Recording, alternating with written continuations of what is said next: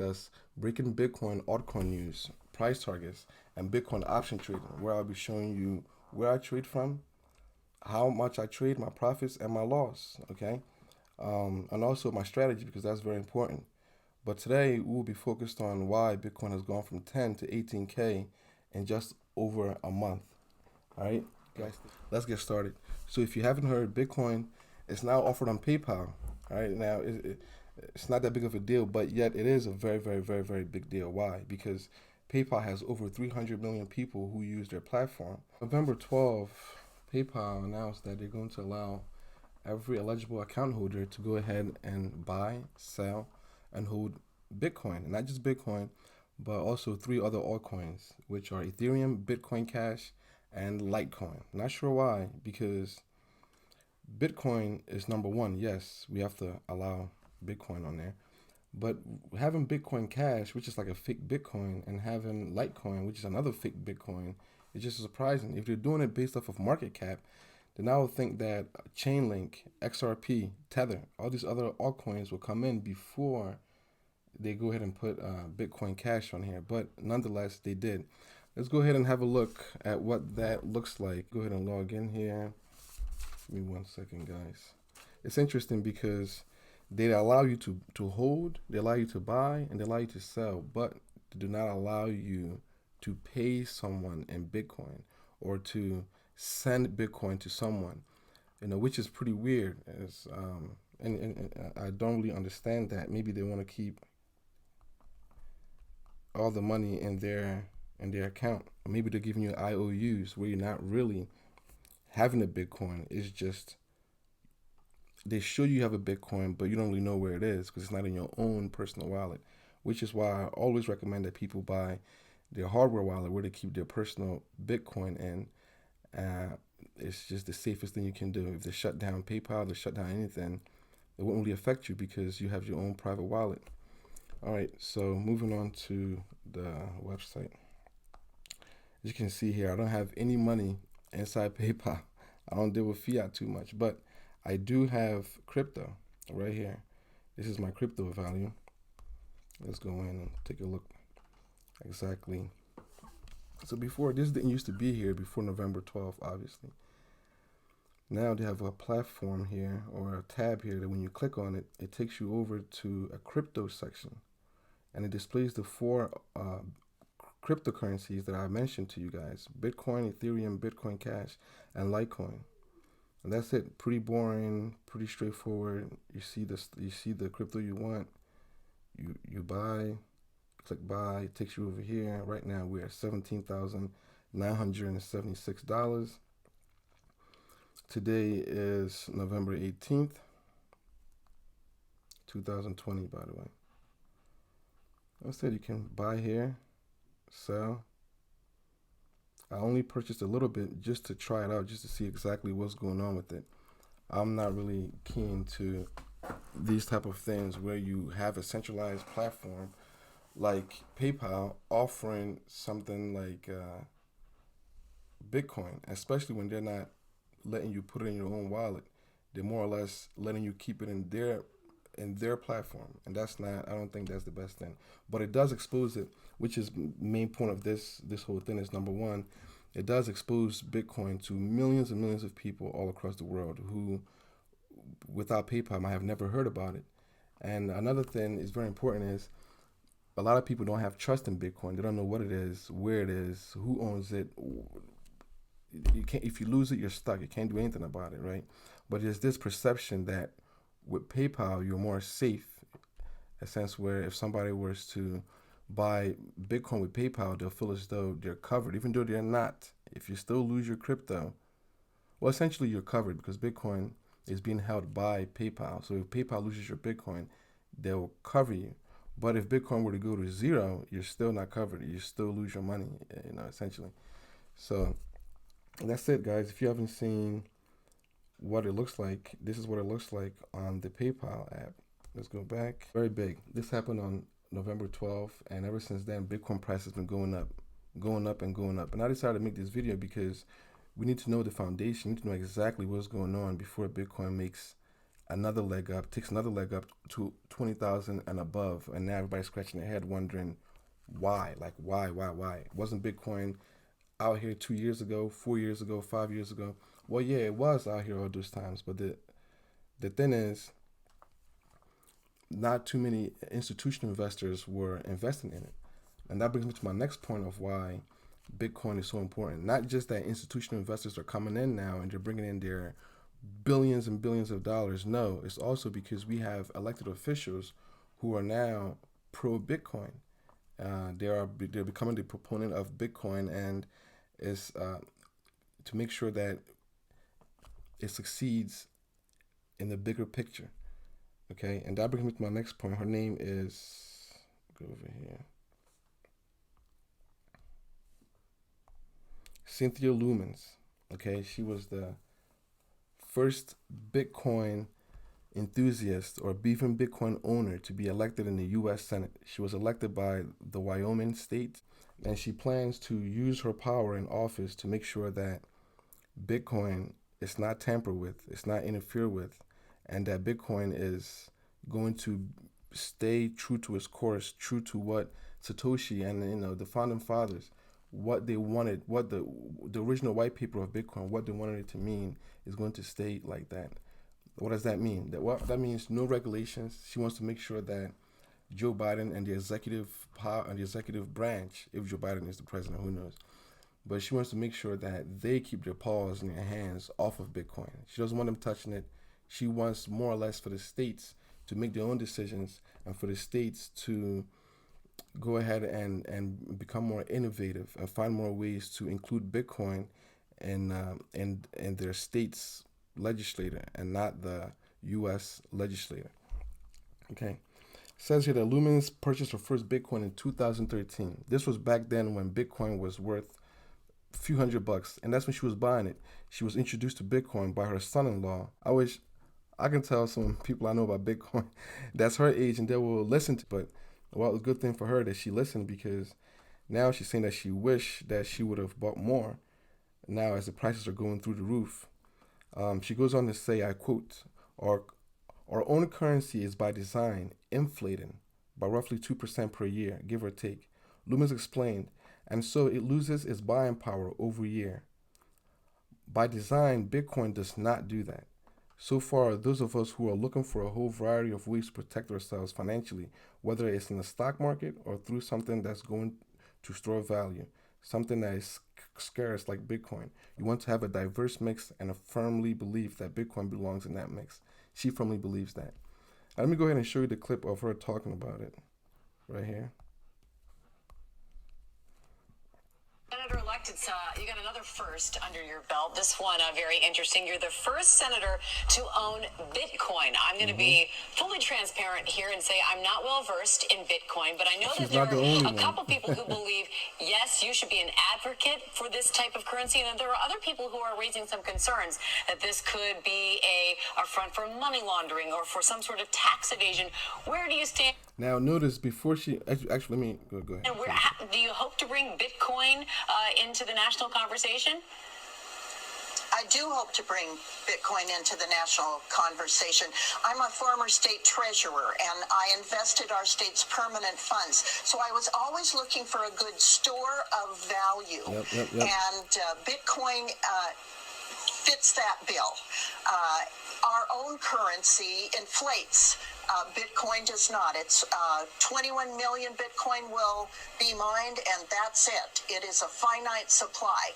So I have confidence that this is going to be an important player in stores of value for a long time to come. If that doesn't get you bullish, then I don't know what does. This is very important information. And as you can see, when she answered the question, the reporter was being a little sneaky, asking her, Bitcoin can be seen as a form of tax evasion or by criminals, dark web, those type of things. But here we have a U.S. Senate who completely just avoided the negative parts of Bitcoin and just focused on the positive parts of Bitcoin. And that says a lot. So she's not scared of Bitcoin. She's not scared of losing her money. She's not scared of being categorized or put into a certain group of people simply because of Bitcoin.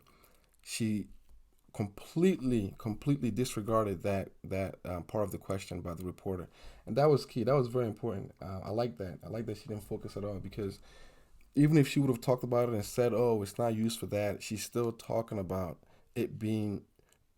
She's still essentially mentioning it in a bad way, and she should not do that. And she did not do that, and I really love her for that. So Cynthia, kudos to you. If you're watching this, I want to tell you, thumbs up. You're doing a great job.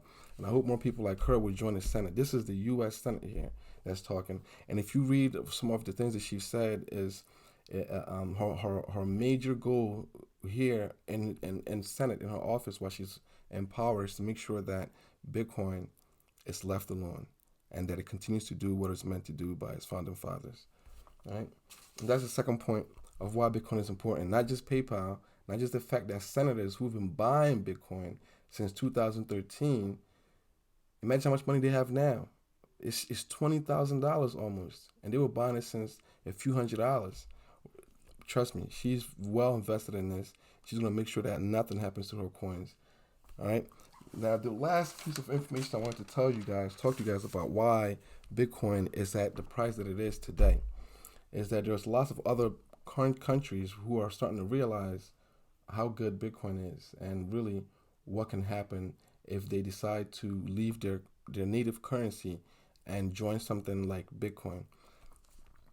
The last point here would be third world countries. A lot of these countries are people there are beginning to wake up. They're beginning to realize that there are government officials, people there don't have the best interest in mind, and they're starting to understand the power of money. And because of technology being readily available to most of these people in these third world countries now, they can afford smartphones, get online, read, see what's going on across the world, and they're saying no, enough is enough. They're realizing that they need rights too. They have just normal human rights that a lot of these people don't even have. They can't walk down the street without being harassed. Literally, they're protesting. They're being killed, and nobody's doing anything about it. Now, this is important to me because this one hits home, because I'm from Nigeria, and this protest is happening in Nigeria. They're protesting against the government and police brutality. They've had enough of the government printing money, printing. And it's messed up because the local currency there in Nigeria is called the Naira. Now, the Naira devaluates to the dollar. Okay, a lot of people in Nigeria, they'll run to the dollar like, okay, let me take my Naira and get dollar because dollar's good. Dollar's up here. I'm going to hold it. But what they don't know is that dollar itself is also being devalued or devaluated compared to Bitcoin. Okay, Bitcoin is much higher up there in retaining its value and actually gaining value, as opposed to a lot of these currencies. All of the currencies, they all lose value. So these youths, which are in Nigeria, they're really starting to realize this, and they're making a stance for it. They're protesting, even though they're being killed. They're not stopping. They're continuing to protest. They want the government systems to be changed. They want the governments to allow for commerce without being stopped. Here, there was a protest going on, and there were some people who wanted to help. How they want to help by supporting? They wanted to donate some cash, donate some funds to help out people being injured, people being killed. Just a lot of mess going on. As they were sending money, thousands of dollars were coming in from all these people in the diaspora, all these people in foreign countries who know people in Nigeria, who have family in Nigeria, who just wants to support and help out the country. As the money's coming in, the government began to see what was going on, so they started blocking it. They started blocking a lot of these banks, stop allowing them to receive aid from people. Just how bad and corrupt the country is.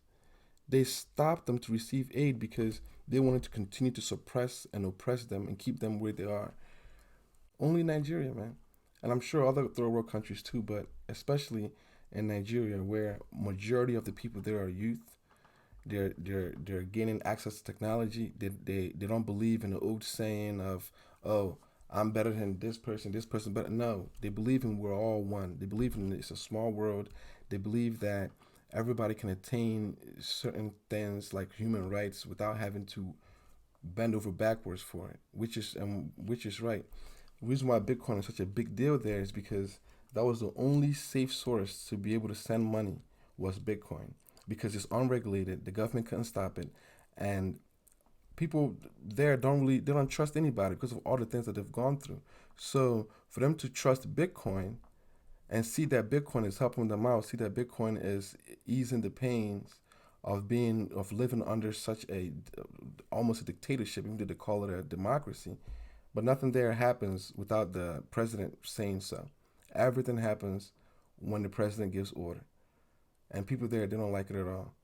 And I think they're going to use Bitcoin to show that they're not in cahoots with printing money and devaluing their currency. They work hard, make a million, they put the million in the bank. 2 years later, that million can only buy 100,000 worth of stuff. That's exactly what's happening in Nigeria. Let's play the video. Nigeria's president has appealed for calm while the army has denied any involvement. Yeah. An indefinite curfew has been imposed on several regions, including Lagos, from where our correspondent, Mayeni Jones, sent this report. A city in chaos. Across Lagos, buildings have been torched and sporadic clashes have erupted. This is what sparked the outcry. Soldiers shooting unarmed protesters in the country's largest city. They are shooting at us. They are shooting. What happened here on Tuesday night has deeply unsettled Nigerians. This is not the first time the army has been accused of shooting innocent protesters. For no reason. But the fact that it happened here in what was one of the most peaceful protest sites in NSAS has ignited an already volatile situation. Obey the law. Why must they send soldiers to harm us? If they can't put this nation in order, let them step aside. Let you take over and put this nation in order. We need a betterment of this nation. They should fix our economy. They should be accountable to us. We don't want police brutalizing or molesting citizens of Nigeria anymore. This is a protest that was born on social media. These are the bullets. They were falling by our side. More than half of the country is under 24. Last night's events were broadcast online, and the NSAS hashtag has galvanized support. I would say Nigerian government, you guys are a shame to the world. For killing your own citizens, sending military to the street to kill unarmful protesters because they are protesting for their rights is uncalled for. It really is. It really is. And they're starting to wake up. They're starting to realize that Bitcoin will be the only way. A lot of them are still young. See, the older African people, they have the mentality that what you see is what you get. You touch it, you hold it, that's it. You know, they've been duped, they've been cheated a lot. So if they don't see it, they don't trust it. And Bitcoin is something that you cannot see. So a lot of people in Nigeria in particular, they're not big supporters of something like that, like Bitcoin, that you can't see, touch. It's not protected, backed by anything. Okay, so. But now that it's being used to help them out, and it's being used to bridge the gap, to give them some type of financial support, they're going to see it as a good thing, as a positive thing. There are hundreds of millions of them. They will adopt it, and it's going to be big. It's going to be huge. Okay, there's a lot of people there, and believe it or not, there's money there too. It's like there's money everywhere. And the thing is, people will never abandon the dollar. But like Venezuela and so many other countries that the money has literally fallen to zero and put their money in Bitcoin. This whole EndSARS protest has been still going on right now as I talk to you. And when this has been going on, the Bitcoin price has been skyrocketing. So many people are talking about it, including the CEO of Twitter and also Square, Jack Dorsey. He sent out this tweet here urging people to donate via Bitcoin and to help the EndSARS protest. And this is something that even the CEO of Twitter is recognizing and acknowledging himself. And it's sad. It's sad. I know that the Nigerian government and Nigerian people there in the system, they're seeing this stuff. And they better fix it, because if not, use Bitcoin, then all the money all the naira that they're holding will be worthless. They being the government, being the rich people. If you're still holding on to that, you won't really be able to do anything with it. And the thing that the youth want to do is to take over, start running the country. And if that happens successfully within the next election, and they hand over the rights to the youth to lead that country, they're going to adopt Bitcoin in a very big way. They may be the second country besides Iran to adopt Bitcoin in a very big way and make it possibly even their #1 currency. Okay, guys, and that's it for this video. I want you guys to see what's going on around the world, what's going on around Bitcoin, and why Bitcoin is the price that it is now. It has risen sharply from $10,000 to $18,000, and it's no surprise. See, this type of thing and the End SARS movement, people are not really talking about it because it's not happening in America. It's not Black Lives Matter. It's not the usual Joe Biden and Donald Trump. While this stuff is happening, elections and stuff, there's a lot of other things happening around the world where they're using Bitcoin to solve that problem, and people don't know about it. And Bitcoin price continues to climb little by little. And once it breaks above 20K, and everybody's wondering what happened, you come here, you can watch this video, you can educate yourself a little bit, you can like it, share, comment, tell me if you have any more information regarding this, if you're from Nigeria or if you're in America and you have more important things that you think is the reason why Bitcoin has gone to 18,000. Leave me a comment. Tell me why you think it's going to 18,000. Is it other things other than this, besides the fact that Grayscale and other institutional investors are pouring billions of dollars in right now? Everybody knows that. But also, people need to understand that it is the retail investors, especially from the third world country, that's coming in right now, pouring in some of the money, and they're supporting Bitcoin and helping Bitcoin reach its all-time high. And a lot of these currencies, Bitcoin right now, as we speak, has already hit its new all-time high compared to Naira, compared to Ruble, compared to lots of other currencies. But compared to the dollar, we're still a few $1,000s away from reaching an all-time high. All right, guys, thank you very much. This is Time Saving Crypto, signing off.